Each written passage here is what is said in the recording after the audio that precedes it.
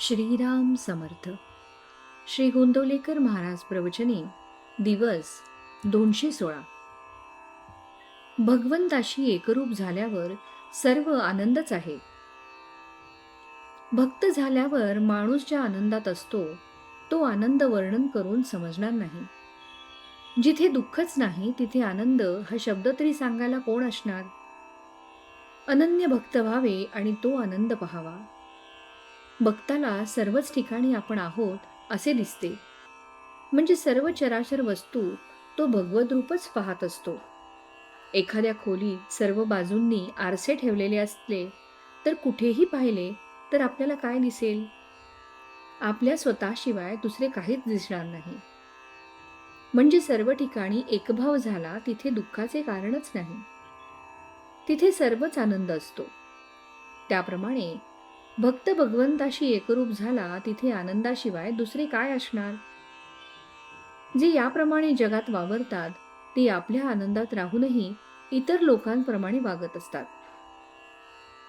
तुकारामांनी अशा स्थितीत राहून लोकांना सन्मार्ग दाखवला. समर्थांनीही ती स्थिती सांभाळून सर्व जगाचा व्यवहार केला आणि इतर लोकांना आपल्या पदाला नेले. आपण कधी त्या आनंदाकडे जाण्याचा मार्ग पाहिलेला नाही.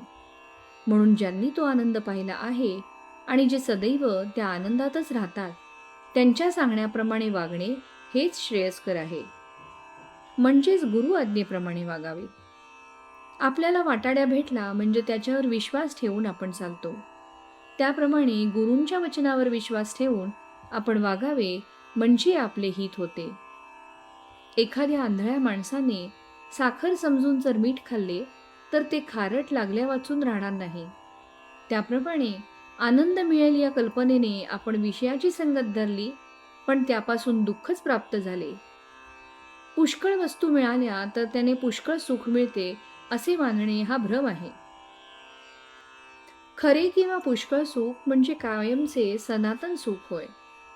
ते सनातन वस्तूपाशीच म्हणजे भगवंतापाशीच असते. भगवंताचे आपण झाल्यास सुखी हो. तोंड गोड करण्यासाठी जशी साखर खावी लागते तसे आनंद प्राप्त होण्यासाठी नाम घ्यावे लागते. आपण प्रपंच दुसऱ्याचाच करतो, आपला करीतच नाही.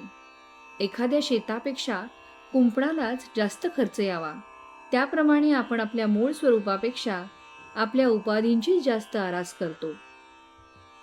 आपण सर्व मिळवतो पण सर्व ठेवून जावे लागते. आपल्या फायद्याचे केले तरच आपला प्रपंच, भगवंताचे स्मरण तेवढा आपला प्रपंच.